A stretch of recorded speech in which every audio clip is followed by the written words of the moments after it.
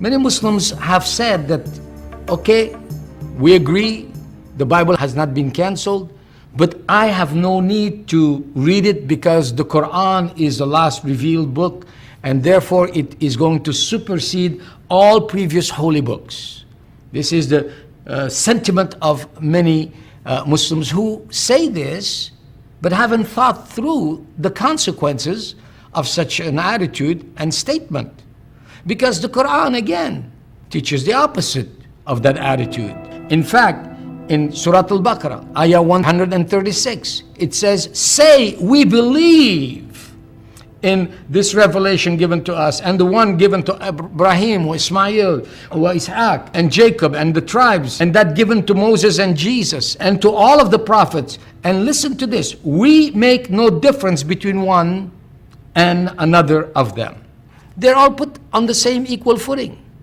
So therefore to say, oh, the Quran is to be preferred, while understandable, is really something that goes against the teaching of this verse.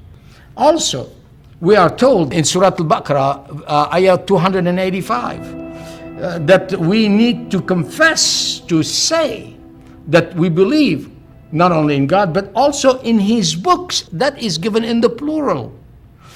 To believe something, you must be aware of what it is.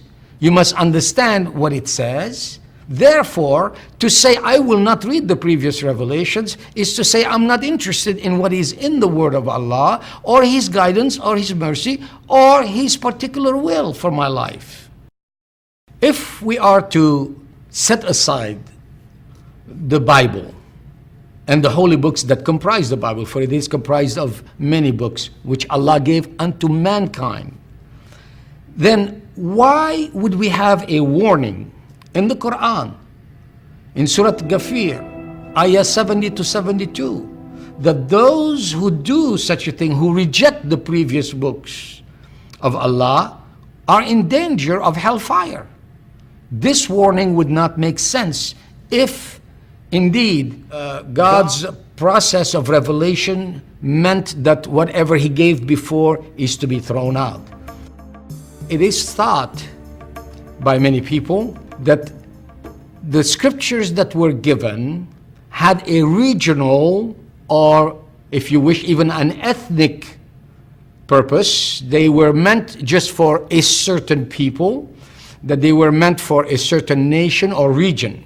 I grew up believing that Jesus was sent only for the people of Israel. But as I began to study the Quran and the Injil, I realized that this was really an imaginary concept that fit neither books. Here is what we read in Surah Imran, verses 3 and 4. And He sent down the law of Moses and the gospel of Jesus before this as a guide to mankind.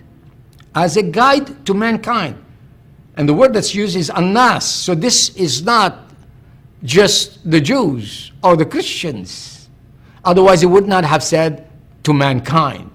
So therefore, to assume that because supposedly the previous books were meant for a particular group, that does not concern Muslims today, is patently false.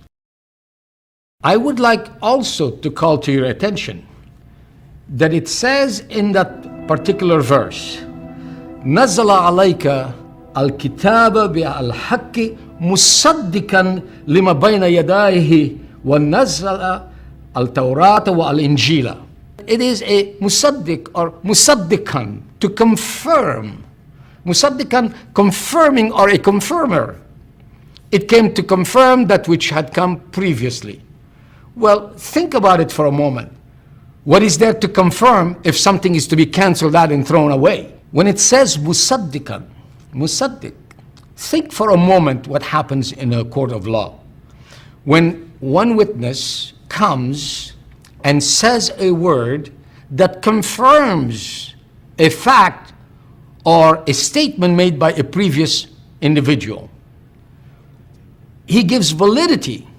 This witness gives validity, establishes the truthfulness of the previous speaker. We know that we say that we are mu'minin, that we are believers. When I say ana ba'amman, I have faith, I trust. When I say ana bsaddiq, it also means that I am reassured, I have a belief in the validity of something. That's the word that is used in the Quran, speaking of the Torah, speaking of the Injil, on the same footing with the Quran. And it says that the Quran confirms these. Therefore, we must not assume that these books have been done away.